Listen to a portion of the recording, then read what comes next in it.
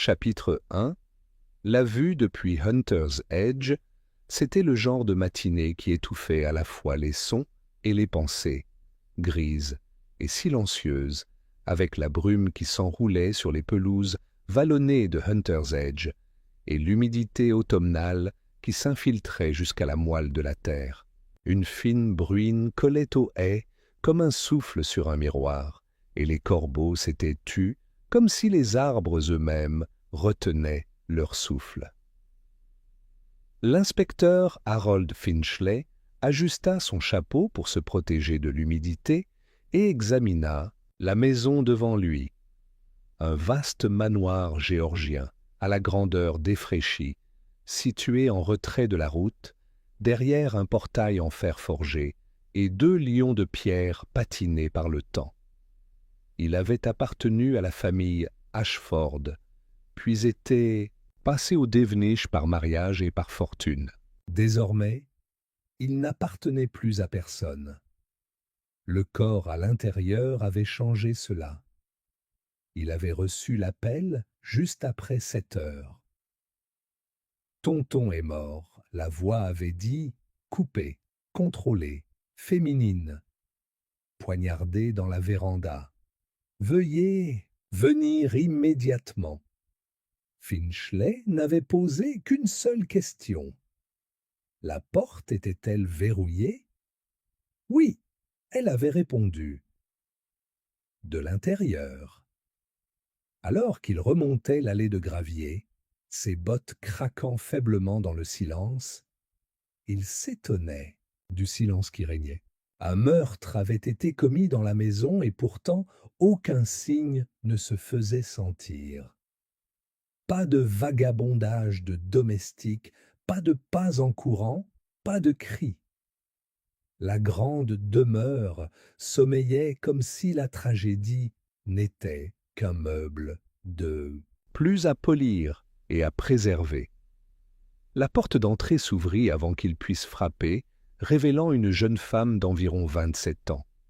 Ses yeux étaient bleu-gris, intelligents et fatigués. Elle portait une robe en laine vert forêt ceinturée et n'était pas maquillée. Dans un autre décor, elle aurait pu être remarquable. « Inspecteur Finchley » demanda-t-elle. « Je suis Clara Devenish. »« Veuillez entrer. » Il entra et retira son chapeau. L'air était chaud, mais chargé d'une tension si intense qu'on la sentait, comme l'odeur âcre de l'ozone avant l'éclair. L'intérieur était exactement ce qu'on pouvait attendre d'une propriété de campagne. Au plafond, portraits ancestraux, au regard accusateur, boiseries sombres et polies, et une légère odeur de cire d'abeille et de vieux tabac. Sans plus de politesse, Clara le conduisit dans un long couloir recouvert de moquettes jusqu'à l'arrière de la maison. Ses pas doux, mais certains. « C'est arrivé juste après le petit déjeuner, » dit-elle. Oncle lisait habituellement son journal dans la véranda pendant environ 1 heure avant de commencer sa correspondance. Je suis allé voir comment il allait, car le plateau de thé n'avait pas été touché. Elle ouvrit une paire de portes vitrées. La véranda était inondée d'une lumière grise, et ses plantes, fougères, palmiers, une passiflore rampante, se pressaient contre la vitre comme des voyeurs. Au milieu de cette jungle se tenait la silhouette d'un homme, parfaitement, droit dans un fauteuil en osier à haut dossier, la tête légèrement penchée comme s'il écoutait une conversation lointaine. Il était vêtu d'un costume gris impeccablement coupé, les doigts posés sur les accoudoirs sculptés du fauteuil. La poignée d'un petit poignard, élégant et ouvragé, saillait au centre de sa poitrine. Il n'avait pas versé une seule goutte de sang sur le sol. Finchley s'accroupit près du corps. « Pas de lutte ? Rien que nous ayons pu voir, » répondit Clara. « Et le poignard ? il ne vient pas de la maison. Tante Lénora a dit qu'elle ne l'avait jamais vu auparavant. Où sont les autres? Dans le salon. J'ai demandé à tout le monde de rester. Finchley se leva. Vous dites que les portes étaient verrouillées. Oui. Celle-ci, elle désigna la porte du jardin, était verrouillée de l'intérieur, et celle par laquelle nous sommes entrés était fermée à mon arrivée. Il se retourna. Et les fenêtres? Ils sont tous attachés. Finchley resta silencieux un instant, puis se tourna vers elle. Tu as dit « nous » ? Qui est dans la maison? Clara hésita. Nous sommes 6, moi y compris. Mon cousin Anthony, ma tante Lénora, monsieur Ewan Rigby, l'assistant de mon oncle, et 2 invités, Marius Vail et sa sœur Daphné.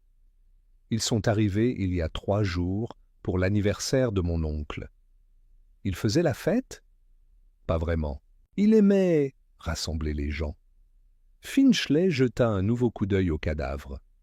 Et maintenant, quelqu'un l'a décroché. Le salon était un portrait angoissé. C'était un bel espace, de hautes fenêtres, des bibliothèques en chêne, une imposante cheminée encadrée de bustes en albâtre, mais rien de son raffinement ne pouvait masquer l'énergie nerveuse qui régnait chez ses occupants. Anthony, Devenish, 35 ans, nerveux et agité, avec une tignasse noire et le regard perçant d'un homme habitué à voir les angles. Il était affalé contre la cheminée, une cigarette à la main, la tapotant à plusieurs reprises sur un plateau vide, bien qu'il ne l'ait pas allumé.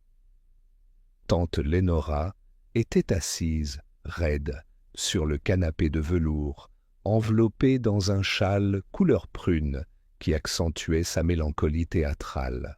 Elle reniflait souvent, bien qu'aucune larme n'ait coulé. Ewan Rigby se tenait près des fenêtres, grand et droit, les mains jointes devant lui, comme un porteur de cercueil. Il semblait, remarqua Finchley, non pas choqué, mais épuisé, laid. Frères et sœurs, Val était assis légèrement à l'écart. Marius, au teint sombre et impeccablement coiffé, dégageait le charme d'un homme habitué à faire tourner les têtes. Sa sœur Daphné, pâle et éthérée, contemplait le jardin avec le détachement d'un poète ou d'un rêveur d'opium. Finchley s'adressa à eux sans préambule. Il y a eu un meurtre. Monsieur Horace Devenish a été poignardé entre 8 et 9 heures ce matin. L'arme est inconnue de la famille. La véranda était fermée à clé de l'intérieur. Je vous demanderai de témoigner chacun d'entre vous. Un murmure parcourut le groupe. Verrouillé de l'intérieur? Dit Marius Vail d'une voix doucereuse. Et terriblement gênant pour le tueur. Tu crois que c'est un jeu? Rétorqua Anthony. Messieurs, interrompit Finchley, je suggère de ne pas spéculer. Les faits d'abord. La vérité, je vous le promets, éclatera en temps voulu. Il s'arrêta, son regard balayant le groupe. D'ici là, personne ne doit quitter la maison ni le terrain. Je vais contacter le commissaire pour qu'il mette en place une équipe. Pour l'instant, considérez-vous comme assigné à résidence de manière informelle. Sommes-nous suspects? Haleta tante Lénora. Finchley se tourna vers elle. Jusqu'à ce qu'on trouve quelqu'un qui ne l'est pas, oui. Au moment où les déclarations, brèves, vagues et largement identiques, furent recueillies, le soleil avait percé la brume. Mais il n'apportait aucune chaleur. Finchley se tenait de nouveau dans la véranda, observant le corps. Horace Devenish avait 72 ans, plus vif que jamais de la vie générale. Pas de maladie, pas d'ennemis connus, pas aimé peut-être, mais respecté. crin même. Il n'y avait aucune trace d'effraction. L'arme était unique. Un stylet florentin avec un manche en ivoire sculpté. Introuvable. Personnel. Le genre de couteau que quelqu'un apporte avec un but précis. Curieux, murmura Finchley. À ce moment-là, le bruit d'une voiture remontant le chemin de gravier parvint à ses oreilles. Il se retourna et se dirigea vers la porte d'entrée. Une petite Daimler noire ronronnait comme un chat satisfait. La portière s'ouvrit et un homme compact, à l'allure soignée, sortit, vêtu d'un costume 3 pièces gris et de chaussures vernies si cirées qu'on y voyait des nuages. Il retira son chapeau, révélant une tête en forme d'œuf, une moustache impeccable et des yeux qui brillaient d'intelligence. « Hercule Poirot, dit-il en s'inclinant légèrement. J'ai cru comprendre qu'il y avait une pièce fermée à clé. Et un mort à l'intérieur ? Chapitre 2. La pièce fermée. A. Clé et les invités d'anniversaire. La pièce n'avait pas changé. Le défunt restait assis comme s'il attendait son thé. Les vrilles rampantes de la passiflore au-dessus commençaient à s'affaisser sous la chaleur de midi, leurs fleurs observant silencieusement, telle une assemblée de personnes en deuil. Poirot se tenait parfaitement immobile dans l'embrasure de la porte de la véranda, les mains jointes derrière le dos. Son regard s'imprégnait de chaque détail, la symétrie de la scène, l'immobilité surnaturelle du cadavre, l'absence de désordre ou de panique. Rien de désordonné, rien d'accidentel. Un homme est assis seul dans une pièce fermée à clé, dit-il doucement, plus pour lui-même que pour l'inspecteur Finchley, et meurt d'une lame en plein cœur, proprement, rapidement, et sans le moindre murmure de lutte. Mon ami, qu'observez-vous ? Finchley, habitué à la tendance de Poirot, à poser des questions rhétoriques, répondit d'un ton neutre. Je constate que personne n'aurait pu partir sans être vu ou sans déverrouiller les portes ou les fenêtres. C'est une boîte scellée et le tueur s'est volatilisé. Poirot s'avança, les yeux fixés non pas sur le corps, mais sur le plancher. On ne disparaît pas dans les airs, seulement une diversion, et parfois la foi en la cécité humaine. Puis-je m'approcher ? Finchley hocha la tête. Poirot s'accroupit près de la chaise, inclinant la tête. « Vous voyez ici, dit-il en désignant le gilet de l'homme, il n'y a aucune déchirure, aucune difficulté, aucun angle d'entrée maladroit. Il a été placé, il mima délicatement le mouvement, exactement entre la 4e et la 5e côte, avec précision. Il était assis quand c'est arrivé, a déclaré Finchley. Ou on l'a fait paraître ainsi après coup, ajouta Poirot. Mais oui, peut-être. Qu'est-ce que c'est ? Il désigna une petite tache sombre, presque imperceptible, sur l'accoudoir droit du fauteuil. Pas du sang, de l'encre peut-être. Ça m'a manqué. Ne te décourage pas, mon ami. Tu es comme le bulldog anglais, loyal, déterminé et toujours en train de mâcher ce qui se trouve devant toi. Mais parfois, il se tapota le front. Ce n'est pas dans la mastication que ça se passe, mais dans la vision. Poirot se leva et se tourna vers les portes vitrées. Vous dites qu'elles étaient verrouillées ? Verrouillées de l'intérieur ? Finchley fit un geste. Les 2 portes, la porte principale et la porte du jardin, étaient sécurisées. Aucun signe d'effraction, aucun verrou n'avait été manipulé. Et les fenêtres ? bien verrouillée. Alors parlons à ceux qui sont à l'intérieur. Les vivants trahissent souvent les morts par la parole. Le salon était devenu plus froid, bien que le soleil filtre à présent par les hautes fenêtres. Les 6 invités, bien que assis plus formellement qu'auparavant, semblaient désormais plus effilochés. L'entrée de Poirot apportait avec elle un curieux mélange de méfiance et d'espoir. Il s'inclina avec la courtoisie du vieux monde. « Mesdames, messieurs, je m'appelle Hercule Poirot. On m'a demandé d'intervenir dans la délicate affaire de la mort de M. Devenish. Je vous assure que je n'accuse pas, je ne présume pas, mais j'observe. Et la vérité, elle finit toujours par se la dire, n'est-ce pas? Anthony Devenish, qui avait allumé une autre cigarette qu'il n'avait pas l'intention de fumer, émit un grognement moqueur. « Alors, vous êtes venu résoudre l'impossible, n'est-ce pas ?» Poirot lui adressa un sourire patient. « L'impossible, monsieur? Je ne crois pas. Difficile, oui. Curieux, en effet. Mais pas impossible. Commençons par ce qui s'est passé hier soir. Vous étiez tous là, si j'ai bien compris. Tante Lénora prit sur elle de parler en premier. C'était l'anniversaire d'Horace. Nous avons dîné à 8 heures. Le cuisinier a servi du canard laqué, comme toujours. Il a insisté, disant que cela lui rappelait ses années à Oxford, même si je soupçonne que c'était surtout pour mettre les autres mal à l'aise. Elle s'essuya les yeux à nouveau. Ensuite, nous sommes allés au salon. Bridge, sherry, conversation. Il était d'une humeur rare, plutôt cinglant. Poirot haussa un sourcil.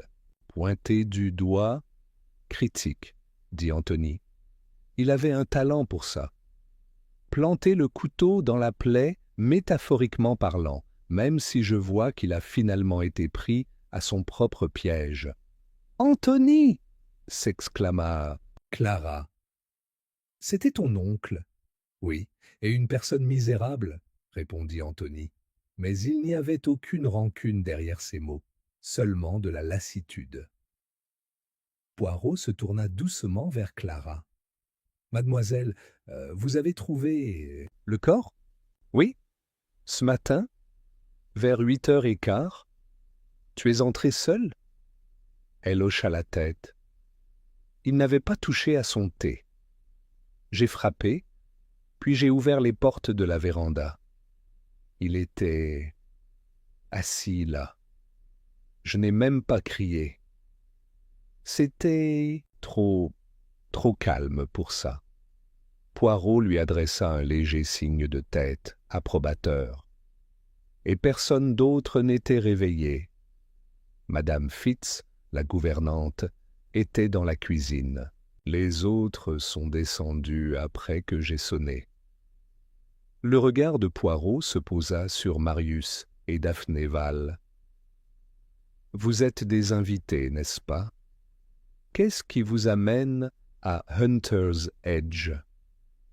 Marius répondit d'un ton sec. « Horace nous a invités. Lui et notre père étaient de vieux adversaires, tous deux avocats. Ils se sont affrontés à plusieurs reprises au tribunal. Je suppose qu'Horace voulait rencontrer la nouvelle génération de Vallès avant de mourir. » Poirot pencha la tête. « C'est plutôt inhabituel. Et vous avez accepté, par curiosité ?» répondit Marius en haussant les épaules. Et Daphné pensait que la campagne lui calmerait les nerfs. Daphné, qui n'avait pas encore parlé, tourna alors ses yeux pâles vers Poirot. « Monsieur Devenish m'a fait peur, » dit-elle doucement. « Pas physiquement, mais il disait des choses discrètes, comme s'il savait ce que vous pensiez avant même que vous ne le disiez. » Le regard de Poirot s'attarda un instant sur elle.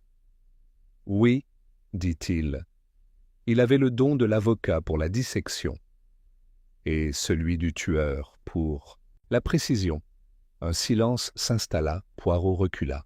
Il y a une phrase que j'ai toujours gardée précieusement. Tout le monde ment, mais la vérité, elle, laisse des empreintes. Je parlerai à chacun de vous en privé. En attendant, je vous demande de rester où vous êtes. Ne discutez pas, ne touchez pas à vos souvenirs. Ce sont des choses délicates.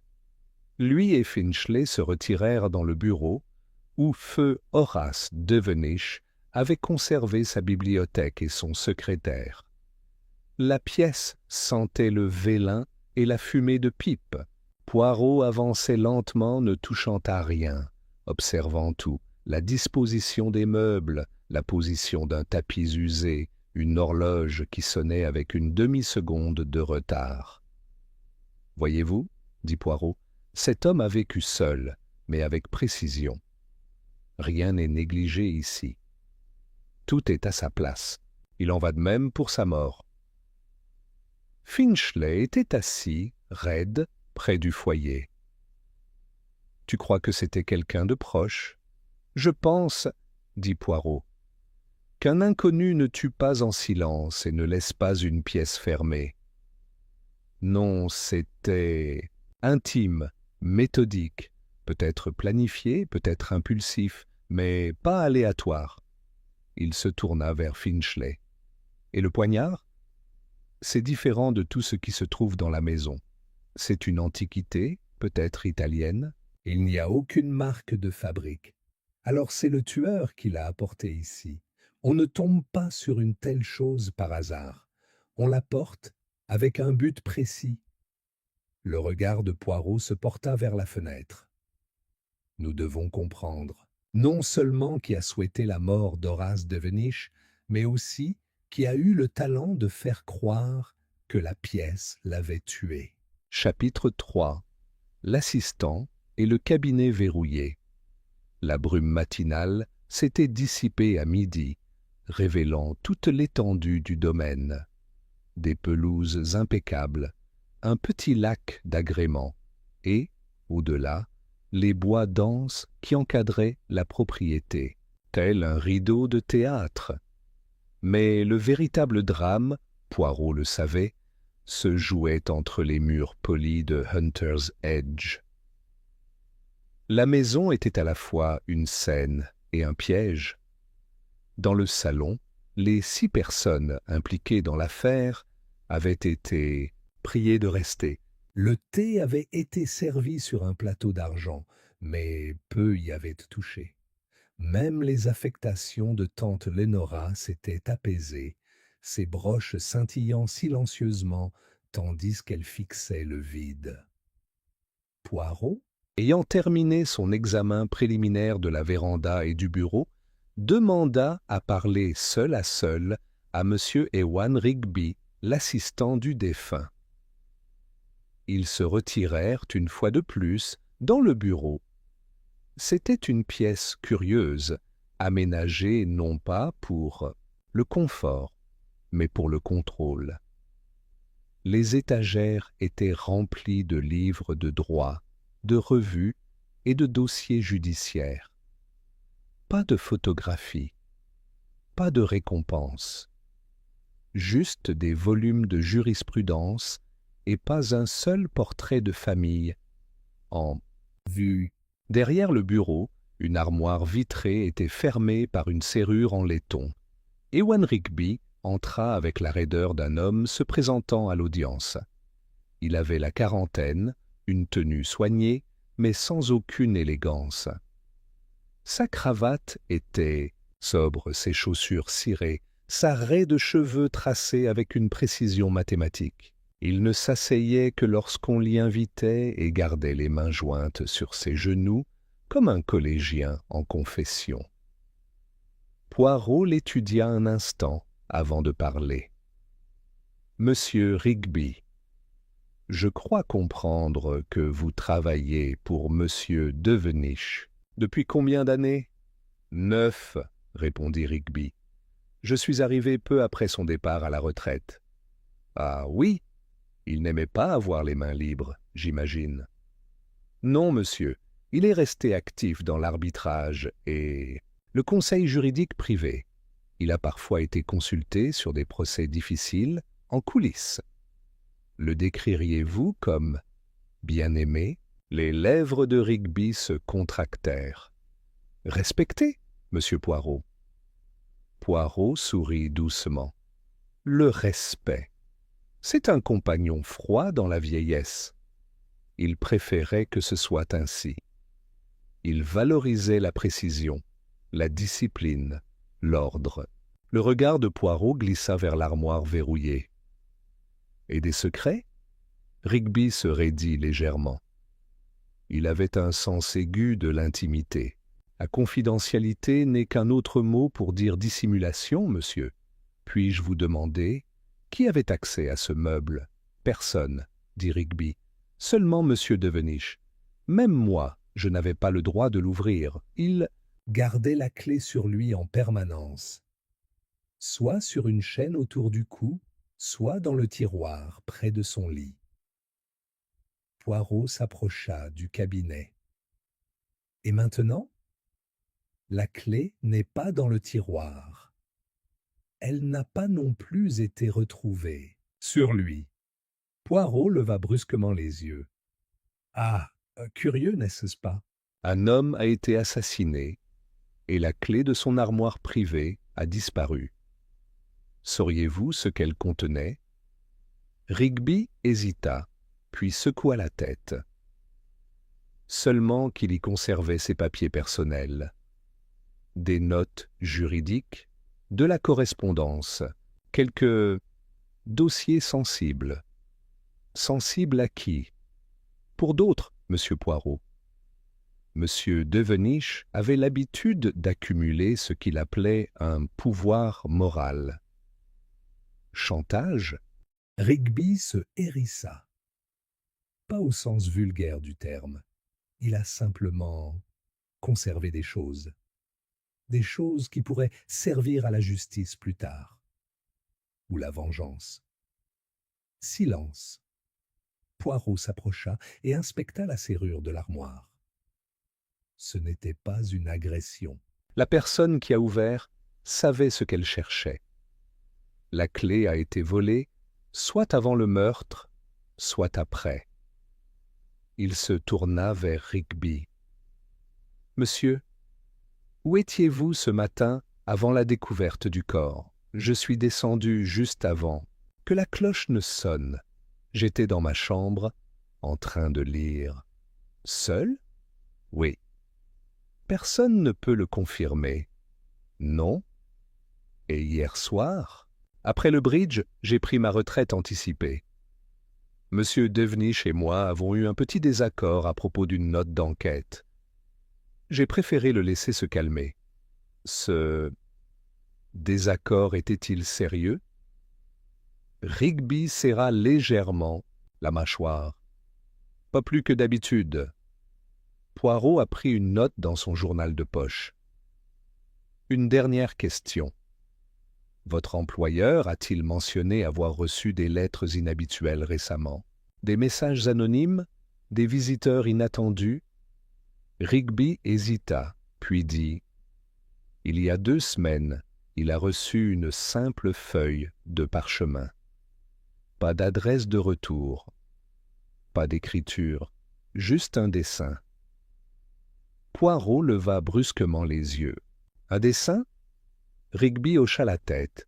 « D'une ombre, la silhouette d'un homme debout sur un seuil. Voilà à quoi cela ressemblait. Pas de signature, pas de mots. Et il l'a gardé? Je crois que oui.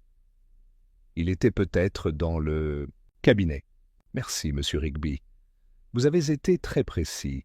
Je trouve cela à la fois utile et, comment dire, rarement complet. » Les yeux de Rigby se rétrécirent, mais il ne dit rien et sortit avec une dignité tranquille. Poirot resta dans le bureau, les yeux rivés sur le placard. L'idée de l'ombre le perturbait. Non pas parce qu'elle était dramatique, non. Poirot avait vu des choses bien plus étranges en son temps, mais parce qu'elle suggérait un message destiné à un seul homme, un avertissement. Un souvenir? Une menace? Ou pire, une promesse? Il monta à l'étage jusqu'à la chambre principale. La porte était déverrouillée, le lit soigneusement fait. C'était une pièce masculine. Des meubles en bois sombre. Une collection de boutons, de manchettes disposées avec une précision militaire et une carafe de cognac sur un plateau. Poirot inspecta le tiroir de la table de chevet. Il était vide, à l'exception d'un recueil de poésie de Tennyson et d'un petit crucifix en argent. La clé n'était pas là. Poirot se tourna pour partir et s'arrêta. Quelque chose à propos du miroir. Il était trop parfaitement incliné vers la porte. Poirot s'approcha de son reflet et, de là, remarqua quelque chose derrière l'armoire. Un fin morceau de parchemin coincé entre le bois et le mur. Le récupérant délicatement avec sa pince à épiler, il le déplia et l'observa. C'était un dessin. Un homme? Non. L'ombre d'un homme, debout, seul, sous une arche de pierre. Le style était simple, enfantin. Mais la posture de la silhouette était indéniablement menaçante. Pas de mots, pas de signe. Poirot le fixa longuement. Plus tard dans l'après-midi, il rejoignit l'inspecteur Finchley dans le couloir devant le bureau. L'inspecteur était visiblement plongé dans ses pensées. J'ai parlé à la femme de ménage. Elle dit que M. Devenish était devenu paranoïaque la semaine dernière. Il fermait sa chambre à clé tous les soirs. Il ne répondait pas sans son nom complet. La peur fait des choses étranges à un homme logique, répondit doucement Poirot. As-tu appris autre chose? Oui. À propos de mademoiselle Daphnéval? Poirot haussa un sourcil. Elle est somnambule. Ah, dit Poirot en plissant les yeux. C'est une complication. Pourquoi? Parce que maintenant, mon ami, nous devons nous demander non seulement qui est entré dans la pièce, mais aussi qui a pu errer à proximité sans s'en rendre compte. Alors que le soleil baissait, projetant de longues ombres à travers la vitre de la véranda, Poirot se tenait de nouveau devant le fauteuil en osier. Le poignard restait là, luisant faiblement, dans les dernières lueurs du jour. La pièce était toujours fermée à clé, dans tous les sens du terme. Il plia le dessin et le glissa dans son carnet. L'ombre était entrée. Et maintenant, Poirot allait la suivre. Chapitre 4. La sœur et les pantoufles de soie. Il y avait quelque chose de particulièrement tragique à propos de Daphnéval, même si Hercule Poirot ne pouvait pas encore décider si c'était naturel ou cultivé. Elle était assise à la banquette près de la fenêtre du petit salon, les mains pâles, jointes, sa silhouette élancée enveloppée d'un doux châle ivoire qui lui donnait l'apparence d'un fantôme au repos. Dehors, la lumière du soleil se reflétait dans les branches des arbres comme de l'or filé, mais le regard de Daphné ne semblait pas le percevoir. Elle fixait plutôt quelque chose de bien plus lointain, comme si elle voyait un endroit qu'elle seule pouvait atteindre. Poirot entra doucement dans la pièce. Elle tourna lentement la tête, les yeux écarquillés et incertains, puis esquissa un léger sourire cassant. « Vous souhaitez me parler, monsieur Poirot ?» demanda-t-elle d'une voix à peine plus forte qu'un murmure porté par le vent. « Si vous aviez l'amabilité, mademoiselle, » répondit-il en prenant le fauteuil en face d'elle. « Vous étiez très silencieuse ce matin. C'est compréhensible, oui. Le chagrin et le choc sont des compagnons cruels. Mais maintenant, peut-être pourriez-vous m'aider à comprendre. Votre hôte, votre dernière soirée avec lui. Daphné hocha lentement la tête comme si elle traitait chaque mot à tour de rôle. Il me mettait mal à l'aise, dit-elle enfin. Horace de Veniche. Il était poli, toujours, jamais cruel. Mais c'était son... Attention. Il observait les gens comme on lit des dossiers juridiques. Je me sentais exposé, comme si j'avais déjà dit quelque chose, de mal, même en silence. Poirot inclina la tête. Et ton frère? A-t-il ressenti la même chose? Daphné hésita. Marius peut charmer n'importe qui. Il riait des petites cruautés d'Horace. Il appelait ça du théâtre intellectuel. Mais je ne crois pas qu'il aimait cet homme. Pas vraiment. Tu ne connais pas les Devenish depuis longtemps? Non. Nous n'avons rencontré M. Devenish qu'une seule fois auparavant, lors d'un dîner juridique à Londres. Marius était invité en tant que figure montante du droit privé. M. Devenish nous a parlé là-bas, et, quelques semaines plus tard, il nous a écrit pour nous inviter ici. Marius a pensé que cela pourrait être instructif. Poirot croisa les mains. Dites-moi, mademoiselle, dormez-vous profondément? Elle cligna des yeux. Pardon? La nuit. Dormez-vous sans être dérangée? Une rougeur effleura ses joues pâles. Pas toujours. Je marche en dormant, parfois. Ça fait des mois que je ne l'ai pas fait. Mais la femme de ménage en a parlé à l'inspecteur, je crois. Elle m'a vu dans le couloir il y a 2 nuits. Poirot hocha la tête. Et hier soir? Je ne m'en souviens pas. C'est bien là le problème, non? Je me suis réveillé dans mon lit comme d'habitude. Je n'avais aucune raison de penser que j'avais bougé. Il se pencha, doucement. Mademoiselle, êtes-vous parfois consciente, dans ces moments-là, même faiblement, des images, des sons, parfois? C'est comme entendre un rêve à travers l'eau. Avez-vous entendu quelque chose ce matin? Un bruit, une voix, le carillon de l'horloge comtoise. Daphné fronça les sourcils, les lèvres serrées. Oui, j'ai entendu des pas, légers, traverser un parquet et une porte se fermer. C'était très lointain. Je me souviens d'une odeur, de gardénia. Poirot haussa les sourcils. Curieux. Pourquoi? Parce que M. Devenish ne portait pas de parfum, mais quelqu'un d'autre dans cette maison en portait. Les doigts de Daphné s'agrippèrent au châle. Je ne suis pas allée au conservatoire, dit-elle rapidement. Je n'aurais pas pu. Je n'aurais jamais... Poirot leva la main. Mademoiselle, je ne dis pas que vous l'avez fait, mais en vérité, elle est comme un chat, elle se glisse toujours derrière les rideaux. Il ne faut pas l'effrayer. Il se leva, ses manières soudainement vives. Encore une chose. Tu portes des pantoufles le soir? Oui.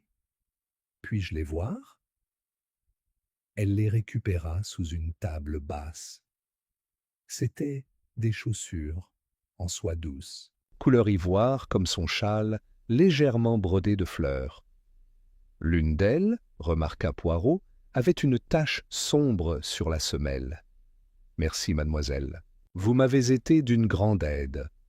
Alors qu'il se tournait pour partir, la voix de Daphné l'arrêta. Monsieur Poirot, pensez-vous que quelqu'un dans cette maison l'a tué?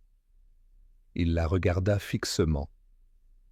Je pense, dit-il, que seule une personne à l'intérieur de cette maison aurait pu le faire. Poirot trouva Finchley dans le hall, fixant une étroite table d'appoint qui contenait une jardinière antique pleine de lys fanés. « Elle dit qu'elle est somnambule, » marmonna Finchley. « Alibi parfait. Vous commettez un meurtre, vous dites que vous n'étiez pas réveillé. » Poirot émit un petit son de désaccord. « Non, non, ce n'est pas un alibi, c'est une confusion. Il faut savoir non seulement ce qui a été fait, mais aussi ce qui a été cru.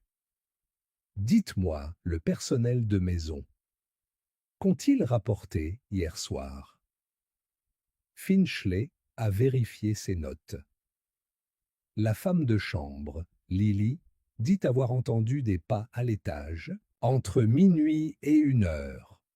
Elle a supposé que c'était mademoiselle Daphné. Madame Fitz, la gouvernante, dit n'avoir rien entendu, mais avoir senti du parfum près de l'escalier en se rendant à la cuisine avant l'aube. Gardénia? Oui. Poirot tapota ses doigts. Et les pantoufles? Je les ai déjà envoyées pour des tests. Il y a de la terre sur l'un d'eux, peut-être celle du conservatoire. Alors elle était là, ou alors quelqu'un portait ses pantoufles, dit Poirot. Réfléchis, mon ami, le tueur aurait besoin de Padoue, d'une diversion. Quoi de mieux que les chaussures de la femme que personne ne remettrait en question pour avoir erré la nuit? Finchley haussa un sourcil. Tu crois qu'on l'a piégé? Les yeux de Poirot brillèrent. Je pense que nous regardons une pièce de théâtre et que quelqu'un modifie le scénario. Plus tard dans la soirée, Poirot errait dans les allées du jardin, tandis que le ciel prenait des teintes pêche et or. Les haies étaient envahies par endroits, et la roseraie, autrefois si fière, commençait à pâlir avec la saison. La maison se dressait derrière lui, majestueuse et fatiguée, ses nombreuses fenêtres captant les dernières lueurs du jour, comme les yeux ternes d'un vieux portrait. Au pied de la véranda, Poirot s'agenouilla et examina le parterre de fleurs. Une petite traînée d'empreintes s'éloignait du bâtiment, très faible, presque invisible dans le sol meuble.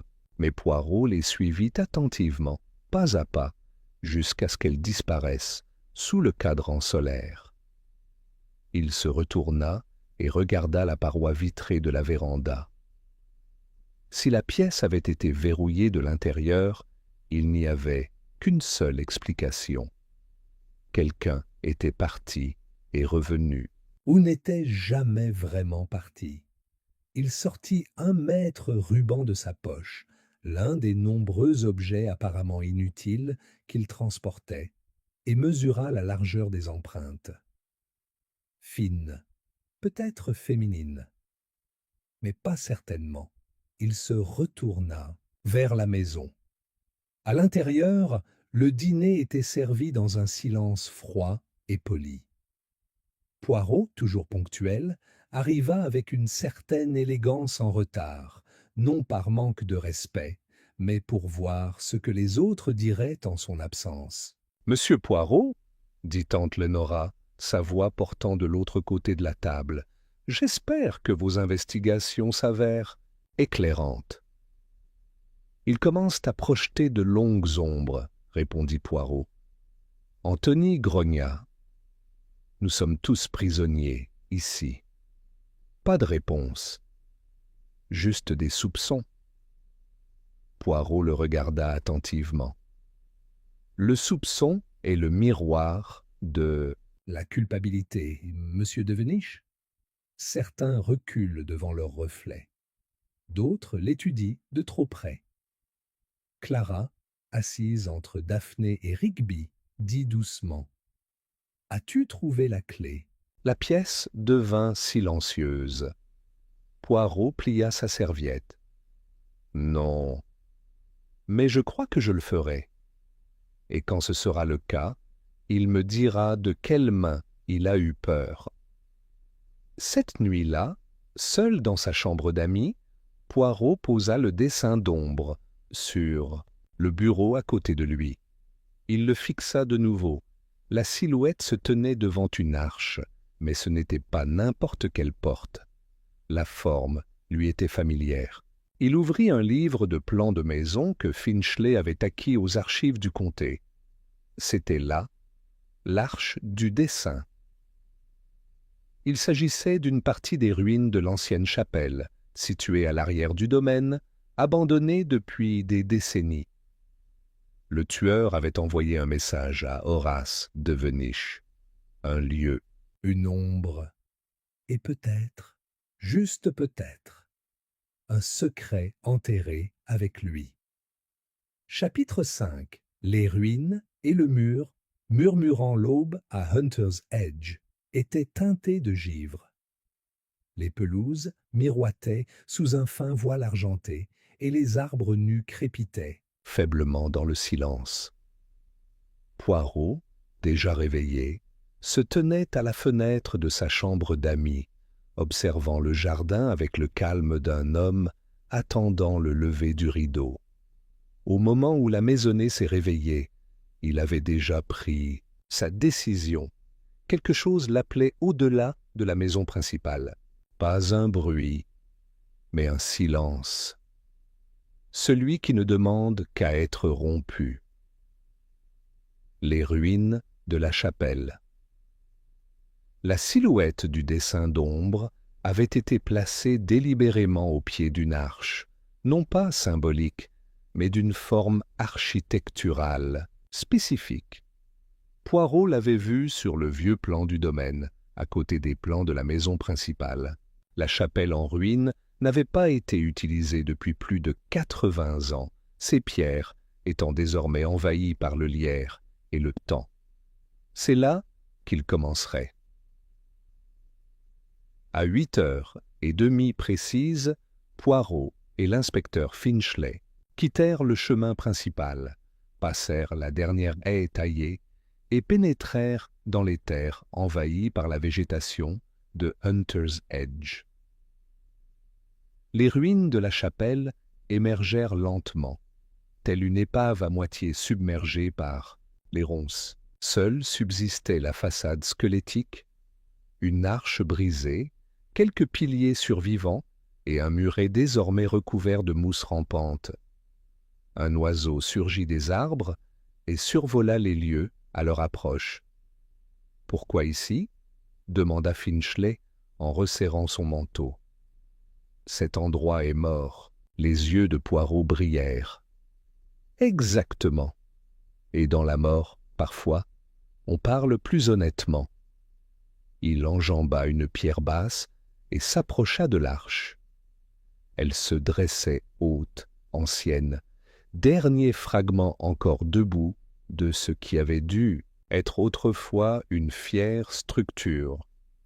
Poirot désigna la base. Là, partiellement masquée par la mousse et le temps, se trouvait une sculpture, une seule lettre, V. « V pour Val ?» demanda Finchley. « Peut-être, » murmura Poirot. « Ou vengeance, ou Victor, ou peut-être simplement 5. Mais ce n'est pas la gravure qui compte, c'est l'emplacement. » Il s'accroupit et examina la pierre. « Vous voyez, la terre a été remuée récemment.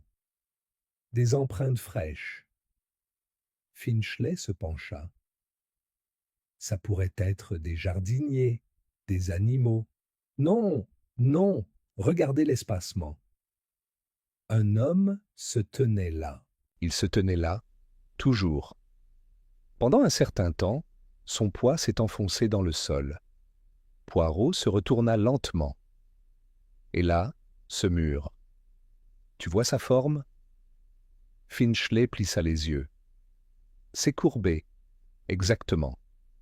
Pas un mur murmurant, construit avec une courbure permettant à deux personnes de se parler de chaque côté et de s'entendre, même à voix basse. Une vieille astuce de l'architecture religieuse. Finchley passa sa main le long de la pierre. Donc quelqu'un a rencontré Horace Devenish ici, ou avait prévu de le faire. Discrètement, secrètement. Poirot hocha la tête. Et l'ombre qui se dessinait, ce n'était pas une menace, c'était un souvenir, ou une convocation. Il s'est passé quelque chose ici, autrefois, il y a des années, et quelqu'un voulait que M. Devenish s'en souvienne. Finchley fronça les sourcils. Alors pourquoi le tuer? Poirot repoussa une feuille de la mousse. Parce que se souvenir de la vérité est parfois l'acte le plus dangereux qui soit. De retour à la maison, le petit déjeuner fut tendu. Poirot, inhabituellement silencieux, ne mangea qu'un demi-croissant et but son café tiède. Son regard parcourut chaque visage assis à la table. Anthony Devenish était de mauvaise humeur, et il remarqua à peine la présence de Poirot. Tante, Leonora tenta une conversation polie, mais elle fut accueillie par des regards froids. Clara répondit à chaque question avec précision. Daphné parut à nouveau fragile, même si Poirot remarqua que ses mains étaient désormais fermes. Trop fermes, seul Marius Vail semblait inchangé, coupant une pomme avec une indifférence calme. Après le repas, Poirot s'approcha discrètement de Clara. « Mademoiselle, puis-je vous poser une question? Votre oncle a-t-il déjà mentionné un événement survenu dans les ruines de la chapelle ?» Clara parut surprise. « Les ruines, non, il les détestait. Il avait dit un jour que l'Église n'avait pas sa place sans justice. Je m'en souviens très bien. » Et a-t-il jamais parlé d'un homme nommé Victor? Ses sourcils se froncèrent. « Victor? Non, jamais. Pourquoi? » Mais Poirot se contenta de sourire. « Juste une petite curiosité. Je suis toujours à l'écoute des échos. » Poirot demanda ensuite une brève rencontre avec Marius Vail.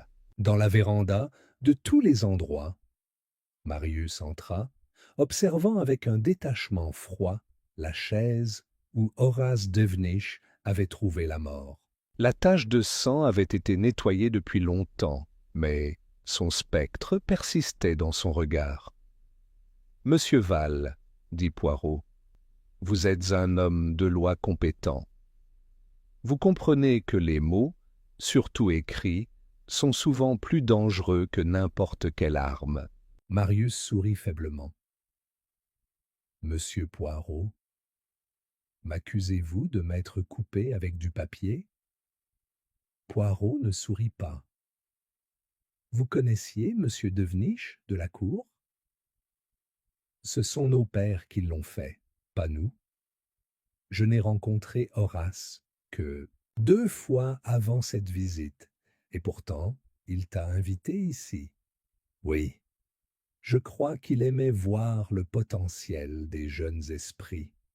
Ou peut-être voulait-il nous évaluer ou manipuler. C'est possible. Mais je dirais que c'est ton domaine, pas le mien. » Poirot s'autorisa un léger hochement de tête. « Touché. Et dites-moi, saviez-vous qu'il conservait des dossiers personnels sur ses invités? Des secrets ?» Le sourire de Marius s'estompa légèrement. « J'avais entendu des rumeurs. Un certain talent pour l'influence, disons. » Poirot l'observa attentivement. « Un tel pouvoir vous serait-il préjudiciable ?» Marius soutint son regard droit dans les yeux. « Rien de mon passé n'impressionnerait Monsieur Devenish. Je vis dans le présent. » Poirot se pencha en avant. « Et maintenant, monsieur, où étiez-vous entre 7 et 8 heures hier matin, dans ma chambre? » endormi. Seul? Oui. Personne ne peut le confirmer? La mâchoire de Marius se crispa. Non, je ne m'attendais pas à être suspecté. Tout le monde est suspect, monsieur Veil. L'innocence n'est pas un passeport, c'est une énigme à résoudre. Il laissa les mots en suspens. Marius ne répondit pas. Ce soir-là, Poirot se retira dans sa chambre et commença à mettre ses pensées en ordre. Il débarrassa le bureau de ses ornements et étala ce qu'il savait, une pièce fermée à clé. Une clé manquante. Une blessure de précision, sans difficulté. Un document manquant. Le dessin de l'ombre. Une chapelle en ruine, un sillage de parfums et de chaussons de soie. Une femme effrayée qui ne se souvenait pas de ses rêves. Un homme dont le charme était blindé.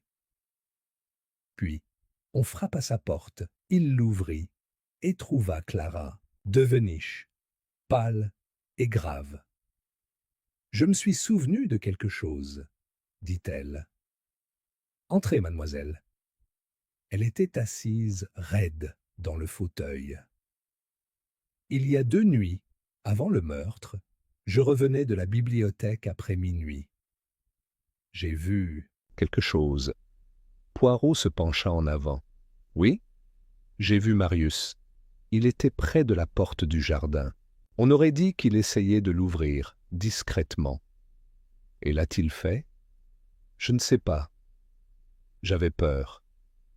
Je me suis échappé avant qu'il ne me voie. » Poirot croisa les mains. « Merci, mademoiselle. Vous venez peut-être de déplacer une très grosse pièce sur l'échiquier. » Elle se leva pour partir. À la porte, elle s'arrêta. « Monsieur Poirot? Oui. Je ne pense pas que Daphné soit aussi impuissante qu'elle en a l'air. » Poirot hocha lentement la tête. « Moi non plus. » Alors que l'horloge sonnait 11 heures, Poirot regarda une fois de plus vers les ruines de la chapelle.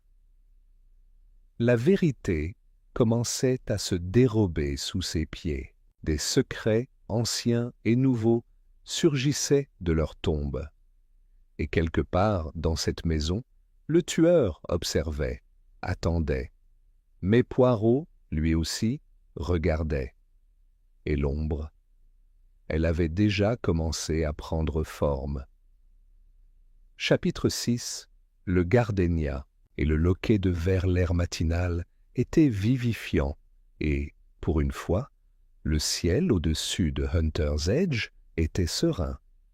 Une douce nappe bleue s'étendait sur les toits et les arbres, tel un voile de soie. Mais pour Hercule Poirot, le temps n'était qu'un effet cosmétique. Sous le calme, quelque chose bougeait. Ce n'était pas seulement le mystère d'un meurtre dans une pièce fermée à clé. C'était autre chose. Une guerre silencieuse de regards. À la table du petit déjeuner, des silences stratégiques, une chorégraphie de politesse qui masquait désormais chaque mot et chaque mouvement. La maison était entrée dans sa 2e phase. Non plus le deuil, mais la dissimulation. Aujourd'hui, il se concentrerait sur le joueur le plus insaisissable de tous, l'objet qui manquait. La clé et le parfum. En milieu de matinée, Poirot se tenait de nouveau dans la véranda, tournant lentement sur lui-même. La lumière du soleil filtrait différemment, projetant des ombres plus franches. Là où régnait autrefois le silence, la maison craquait et murmurait de vie. Poirot s'agenouilla près de la porte vitrée qui menait au jardin et passa ses doigts le long du verrou intérieur, en laiton. « Inspecteur » appela-t-il. Finchley apparut derrière lui, les bras croisés. « Vous avez fait 10 fois le tour de cette pièce.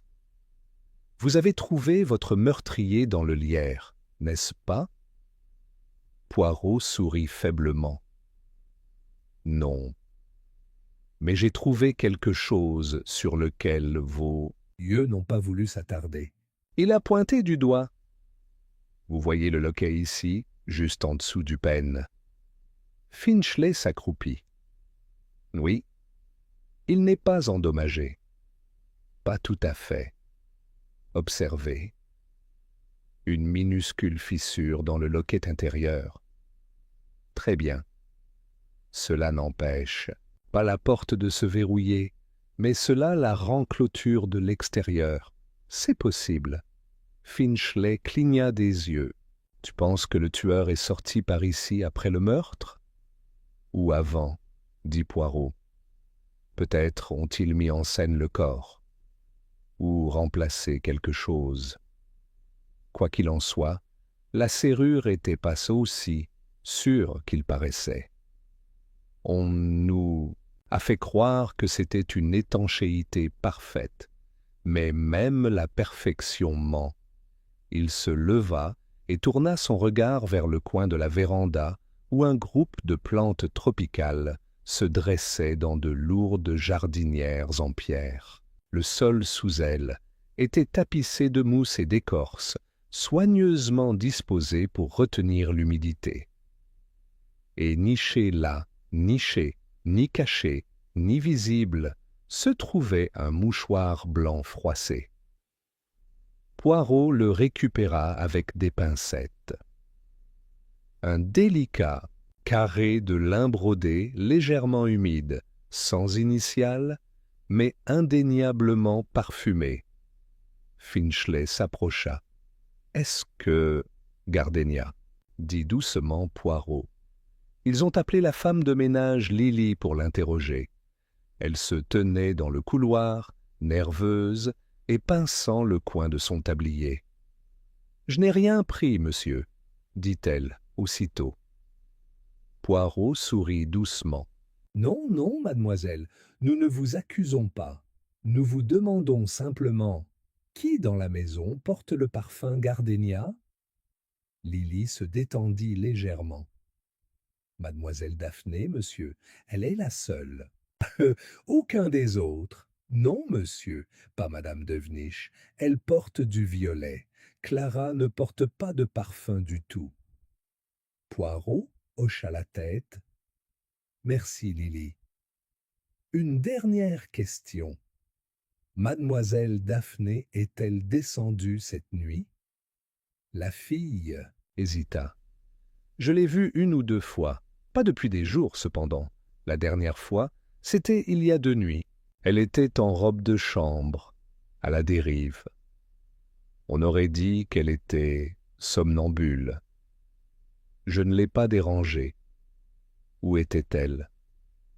Près de l'escalier de service, près de l'ancien couloir des domestiques. » Poirot échangea un regard avec Finchley. « Merci, c'est tout. » Dans le salon, Daphné lisait un petit recueil de poésie. Elle leva les yeux à l'entrée de Poirot, le visage pâle mais calme. « Vous avez l'air fatiguée, mademoiselle, » dit-il doucement. « Je suis habituée à la fatigue, » répondit-elle. « Malgré tout, vous avez été actif, peut-être plus que vous ne le pensez. » Elle n'a rien dit. Poirot fouilla dans sa poche et en sortit le mouchoir contenu dans un sac scellé. « Est-ce que cela t'appartient? » Elle le fixa pendant un long moment. « C'est possible. On l'a trouvé dans la véranda. Je ne me souviens pas d'y être allé. » Le ton de Poirot changea légèrement.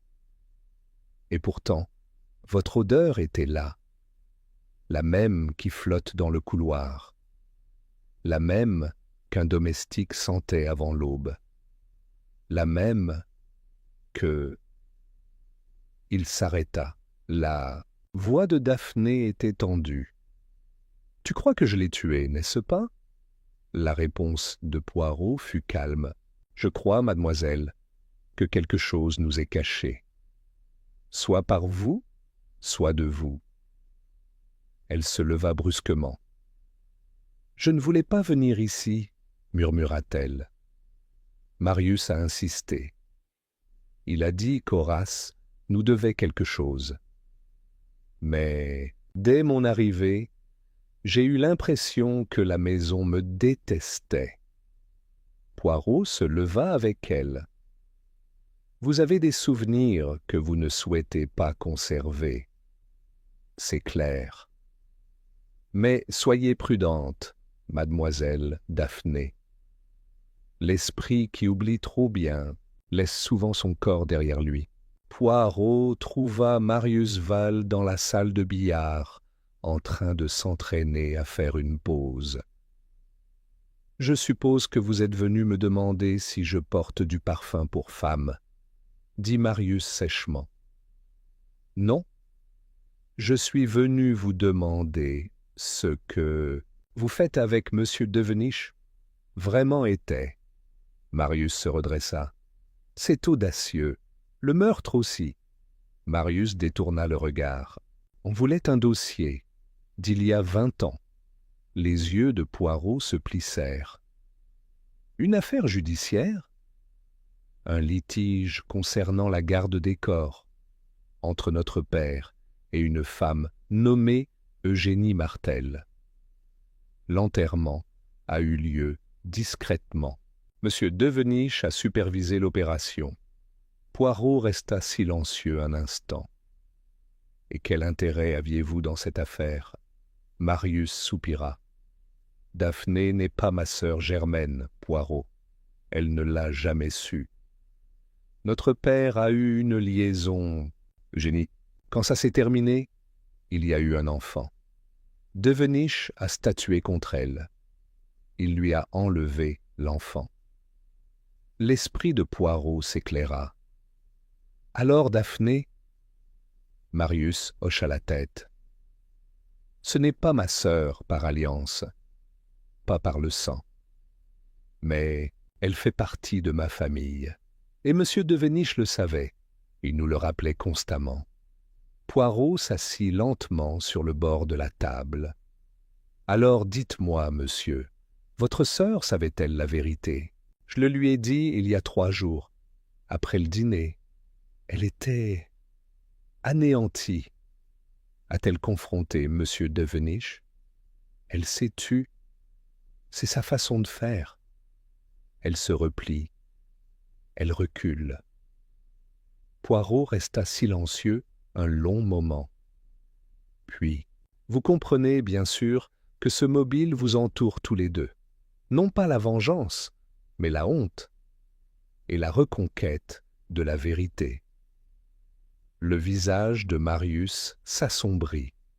« Si tu penses que je tuerai un homme pour un passé que je n'ai pas créé, alors tu m'as complètement mal compris. » La voix de Poirot était calme.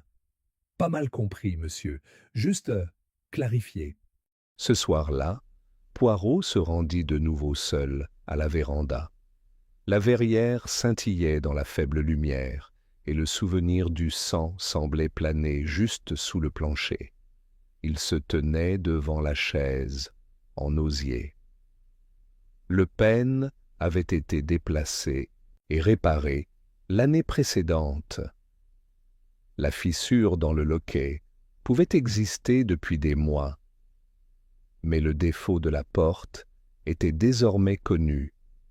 Il s'est retourné. Derrière l'une des fougères en pot, juste sous le rebord de la fenêtre, en bois, il vit autre chose, pas une clé, une allumette. Poirot le souleva et l'examina. Marque française. Cher. Il le tourna entre ses doigts, puis sourit faiblement. « Mon Dieu, murmura-t-il, tu as éclairé le chemin, espèce de petit imbécile. » Chapitre 7. Le feu avant la chute. Ce soir-là, le ciel au-dessus de Hunters Edge s'embrasait de rouges et d'or surnaturels, un coucher de soleil de peintre, furieux et magnifique. Il projetait de longues ombres sur la pelouse les haies et enfin sur la fontaine de pierre près de la serre, où se tenait maintenant Poirot, une allumette tournant entre ses doigts. Il l'avait trouvée près du pot de fougère, une simple allumette de fabrication française, délicatement ouvragée et bien trop raffinée pour les besoins utilitaires d'une propriété de campagne. Poirot connaissait la marque, éclat noir, des allumettes de luxe vendues uniquement dans des boutiques, sélectionnées généralement à Paris ou à Bruxelles.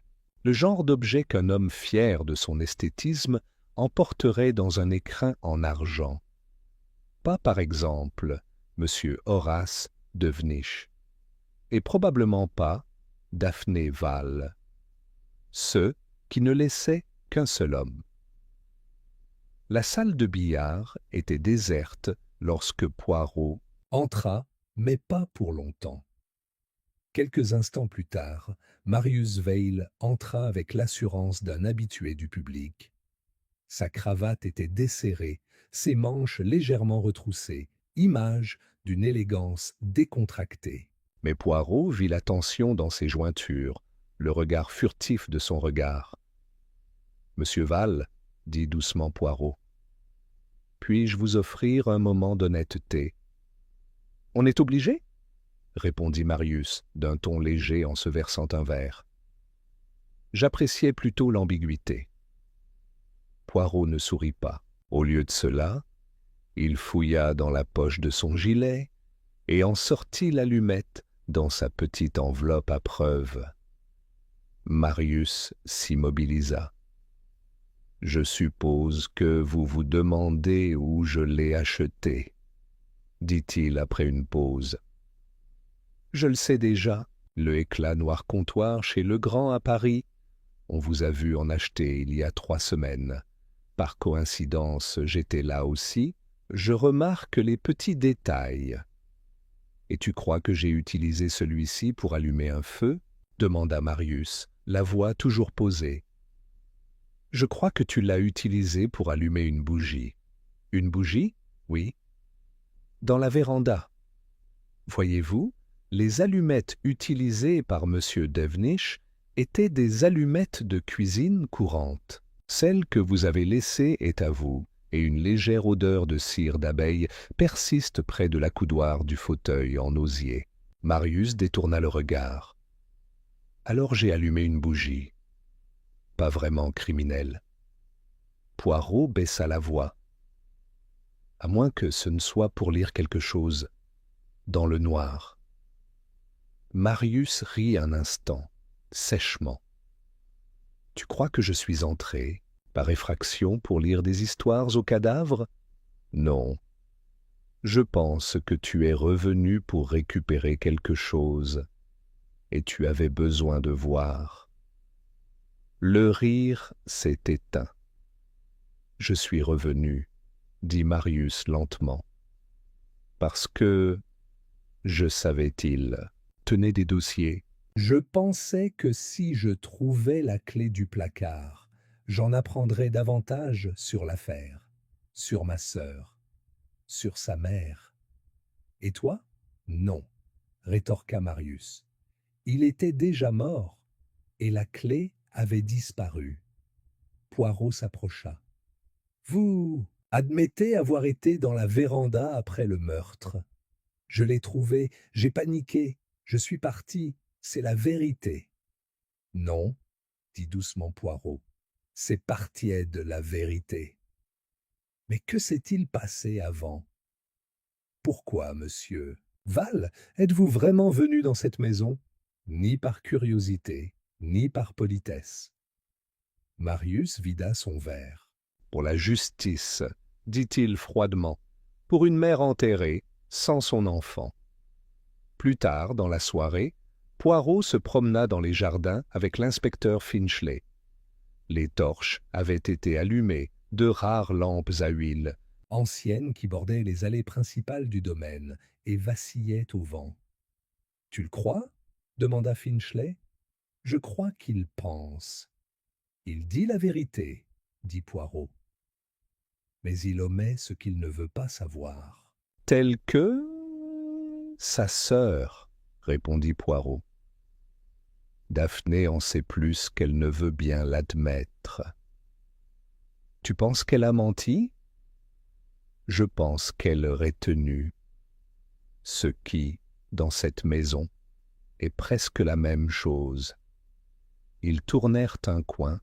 Près de l'aile était trouvère Clara Devenish, appuyée contre la balustrade en pierre, regardant vers les arbres. Poirot la salua gentiment. « Mademoiselle, êtes-vous troublée ?» Elle le regarda avec des yeux fatigués. « Comme tout le monde, n'est-ce pas? Tu as été très calme, très contrôlé. Certains diraient froid. Le deuil, mademoiselle, a plusieurs facettes. Mais dites-moi, vous avez grandi dans cette maison, n'est-ce pas? Chaque été, je restais chez l'oncle Horace pendant que mes parents voyageaient. Je détestais ça à l'époque.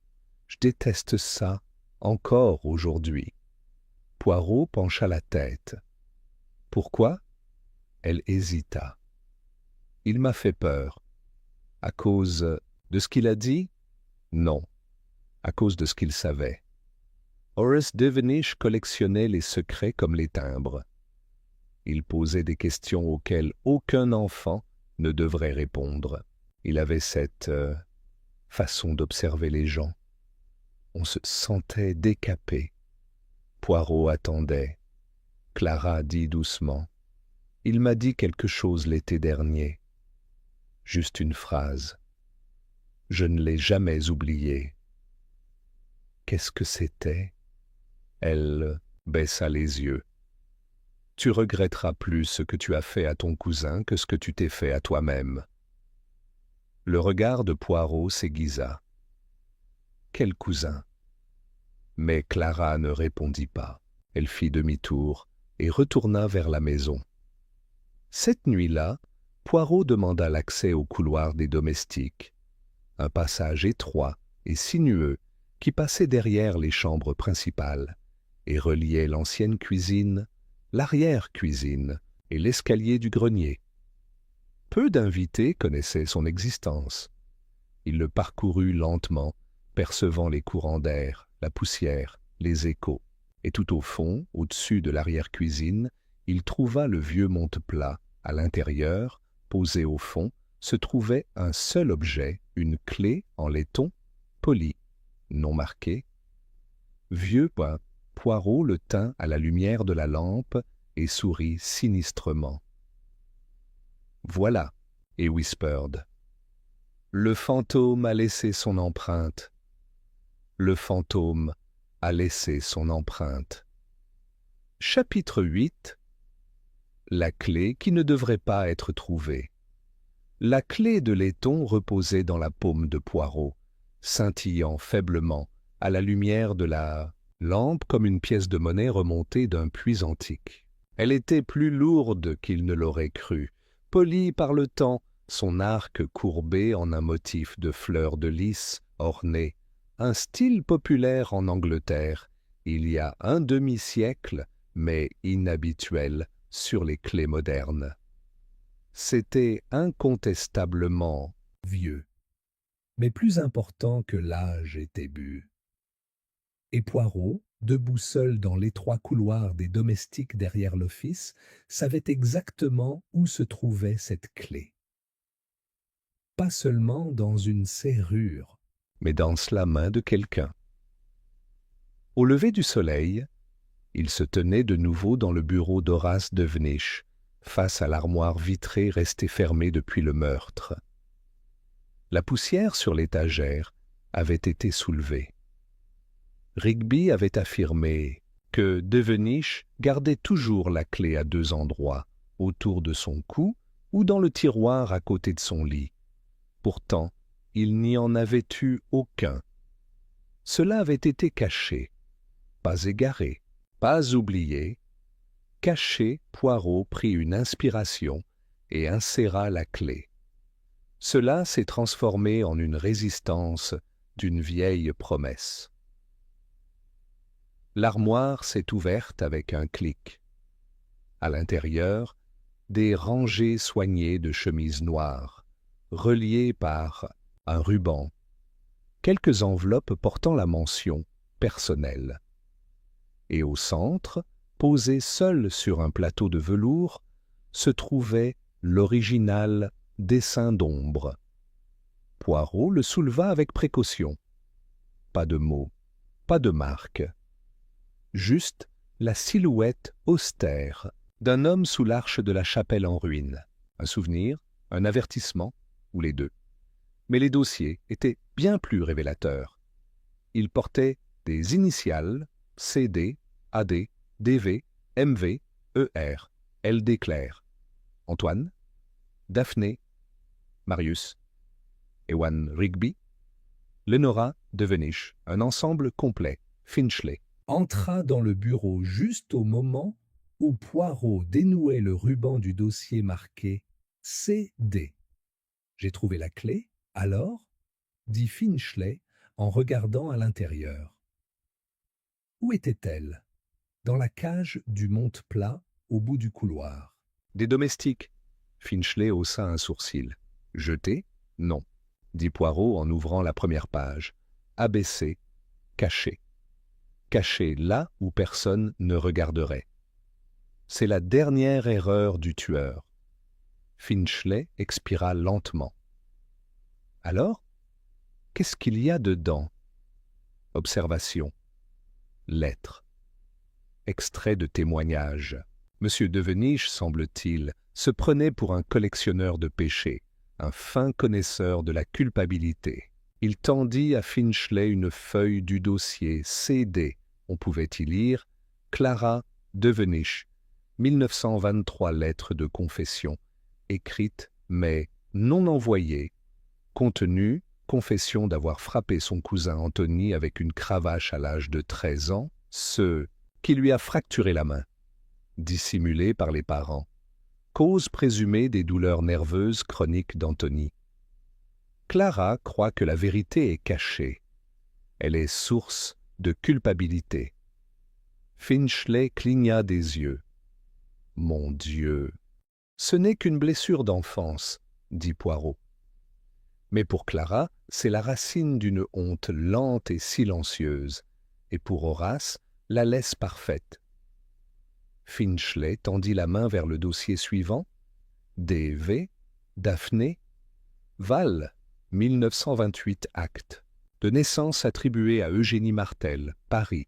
Litige réglé à huis clos. Enfant retiré à sa mère, pour cause d'instabilité mentale. Juge-président H. Devenish. Document d'adoption scellé.